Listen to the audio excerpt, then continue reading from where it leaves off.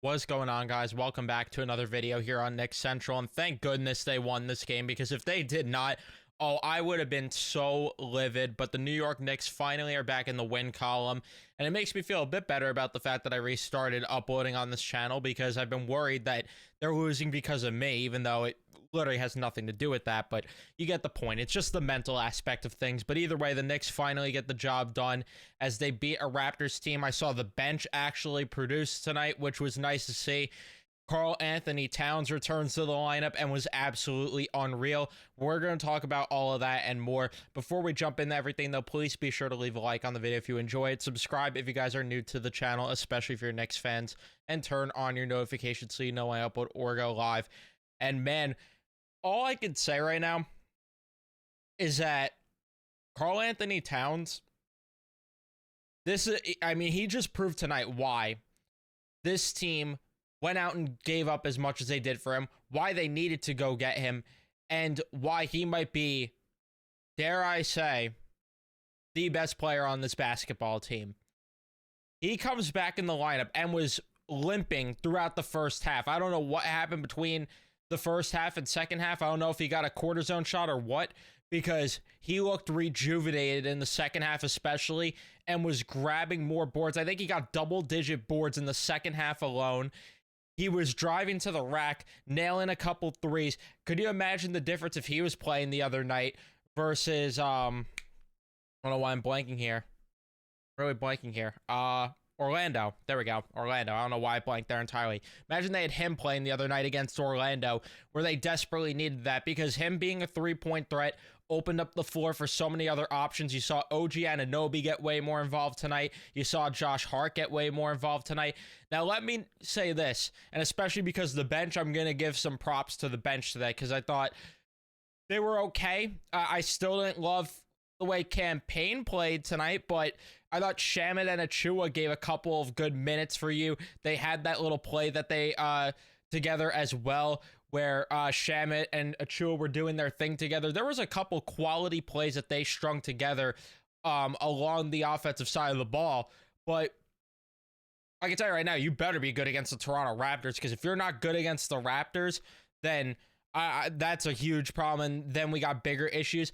I'm not going to sit here and celebrate and parade the bench doing well until we see, give me a good performance against OKC and I'm in.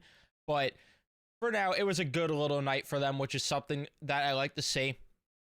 But the best part about this is you didn't even get quality production from Bridges and Brunson tonight.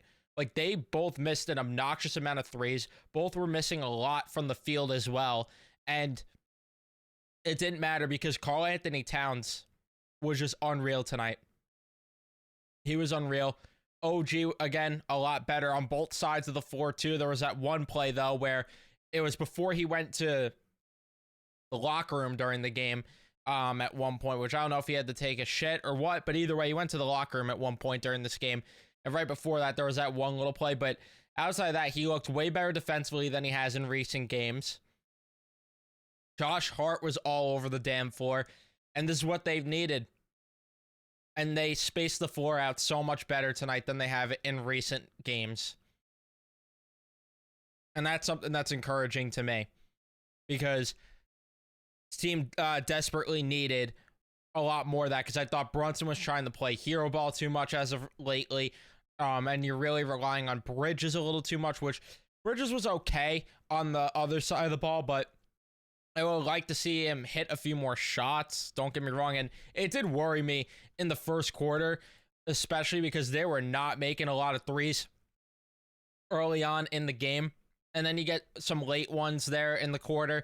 And then all of a sudden they actually start hitting threes. And look at the difference that makes as well. You saw them make 12 threes tonight, which is, again, making a huge difference compared to what they've got in the previous games. They were thriving so much in transition throughout the game, because Toronto, especially in that first quarter, and I mean, honestly, most of the game, but especially in the first quarter, it felt like they were turning the ball over an obnoxious amount. Yeah, they had 5 turnovers in the first quarter alone. In the second quarter, they had 4. Third quarter, they had 3. And the fourth quarter, they had 4. They were capitalizing on those opportunities, though. Absolutely capitalizing on the opportunities that they need to off of those turnovers. I mean, they had 28 of their points off of those turnovers tonight. You need to be good in transition. The Knicks were a lot better than they've been as of lately in transition tonight, and especially when Cat's limping up the floor for as much of the game as he was. It was good to see that, but he was also driving to the rack, making a couple of plays and putting a couple dunks down, making a couple layups where I was scared that he was going to pop that knee, but ended up being okay. Ended up being okay there. But you got so many big minutes from Cat. I mean, he carried so much, especially in that second half. And if he didn't play the way he did in the second half, man, could you imagine the way this game could have potentially turned? Because it felt like he wasn't missing. Felt like every board was going to him. And they just missed that. So this was definitely the Karl Anthony Towns show tonight. But that's not to diminish what, like I said, what Hard did tonight, what Anunoby did tonight. But the fact that you have guys stepping up when Brunson and Bridges were not performing well, absolutely huge for you. And Brunson didn't play as bad as he did in that last game, but I still want to see a little bit more from him. I want to see him, I want to start seeing him make a couple of these mid-range shots, because he was still missing like way too many, honestly. He's missing too many mid-range shots right now, which is just not what we see from him, quite frankly. So, like to see that. The only thing that did worry me is that there were points in this game where they were still getting bullied in the paint a good amount of times, which that has to get limited, because you're not going to be able to do that against OKC. If that goes without saying, when Hartenstein's going to just absolutely body them in the paint. But overall, you had to beat this team. I mean, they have 8 wins on the season. They looked like an 8-win team most of the night, and Emmanuel Quickley is really the reason this game was even close, because he dropped 22 tonight, and it felt like he wasn't missing a shot.